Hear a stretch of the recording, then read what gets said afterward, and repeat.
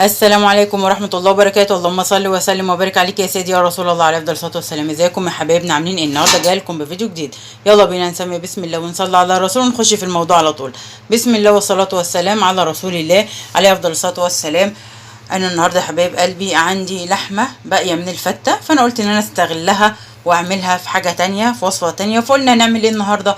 هنعمل بيها صينية بطاطس. هتبقى صينية بطاطس باللحمة. عند اللحمه استغلتها، عملت منها الفته وعملت منها ايه، وهنعمل منها صينيه البطاطس. فجبت اهي بطاطس قطعتها كده مكعبات، ومعايا البصل جوليان، ومعايا الملح والفلفل، ومكعب المرق، ومعايا التوم لسه مش دقيناه، هندقه اهو.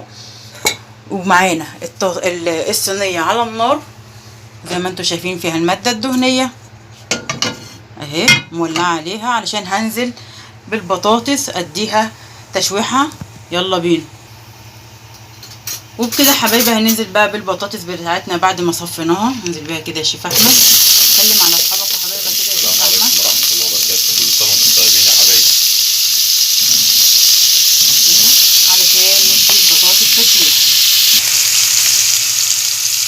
وبكده نزلت بورقتين لوري كده يا جماعه. شيف احمد نزل لنا بورقتين لوري. بنشوح بقى ايه في البطاطس بتاعتنا اهي. استغلينا اللحمه، عملنا منها وصفه وقلنا نعمل منها وصفه تانية ونقضي اليوم اهو. نشوح بقى فيها كده شويه. وبكده حبايبي شوحنا البطاطس كويس قوي. دلوقتي هننزل بقى بالبصل والثوم. يلا يا شيف احمد ننزل بقى كده تقليبه. شيف احمد بيساعدني. انزل يا شيف احمد ادي الثوم بتاعنا. يبقى احنا كده شوحنا البطاطس الاول ونزلنا عليها بورقتين لوري، اتشوحت ونزلنا عليها بايه، بالثوم والبصل كده.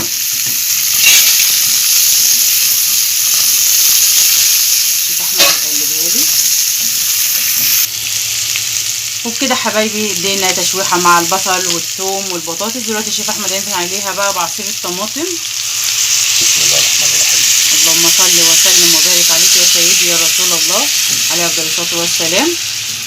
هننزل بقى بالبهارات بتاعتنا، ملح وفلفل ومكعب المرق. يلا يا شيف احمد ادي كده المكعب والفلفل والملح. نديهم تقليبه. انا عاوزاها بس تغلي علشان انزل باللحمه عليها. وكده كده الفرن احنا مولعينه ساعه ما اشتغلنا. تمام. عشان من سخن على فرن سخن على طول. وهنعمل جنبها شويه رز بالشعريه. عاوزين تاكلوها بعيش ماشي، بالرز ماشي، على حسب ما انتوا هتاكلوا. لا بالرز افضل.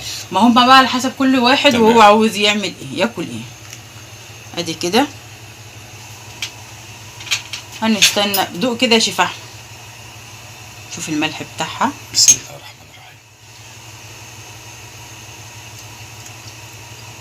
هي عايزه سيكه ملح. حط شويه ملح يا شيف احمد.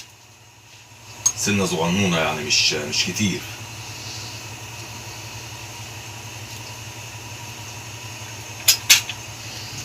نديها تقليبه. احنا عاوزينها بس تغلي علشان ننزل عليها باللحمه وندخلها الفرن.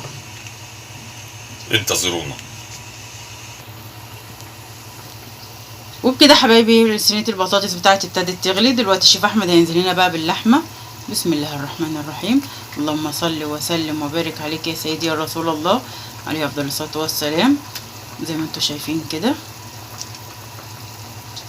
اديها تقليبه يا شيف احمد علشان ندخلها الفرن بقى. ايوه. هتاخد بقى من الصوص الطماطم دوت والبطاطس، وهتبقى احلى صينيه بطاطس تستاهل بقى. هدخلها الفرن بقى وهنشوفها بعد ما تستوي. نعمل معاهم الرز ولا لا يا شيف احمد؟ مش شرط يعني، اصل الرز سهل يعني بيتعمل، والحاجه دي سهله اللي بتتعمل. احنا مش بس احنا بنعرفكم يعني احنا بنعمل ايه. احنا مش بنختلف في الاكل. هنشوف يعني بقى الصينيه بعد ما تخلص في التقديم. بس اللايك والشير والسبسكرايب وتفعيل الجرس علشان يوصل لكم مننا كل جديد، وعيلتنا صغيره تكبر بيكم يا احلى متابعين ومشاهدين القناه. انتظرونا، هندخلها الفرن ونطلعها وهنشوفها بعد ما تخلص. وبكده حبايبي صينيه البطاطس باللحمه طلعت من الفرن زي ما انتم شايفين، بالف هنا وشفا. اتفضلوا معانا، وزي ما قلنا هتاكلوها بعيش ماشي، برز بالشعريه ماشي. فانا قلت ان انا اعملها معاكم واوريكم انا استغلت اللحمه في ايه. وبكده يا حبايبي اكون وصلت لنهايه الفيديو، بس لايك وشير وسبسكرايب وتفعيل الجرس عشان يوصلكم مني كل جديد، وعيلتي صغيره تكبر بيكم يا احلى متابعين ومشاهدين القناه. ولغايه ما ارجع لكم بفيديو اخر اسيبكم في رعايه الله وامنه، والسلام عليكم ورحمه الله وبركاته.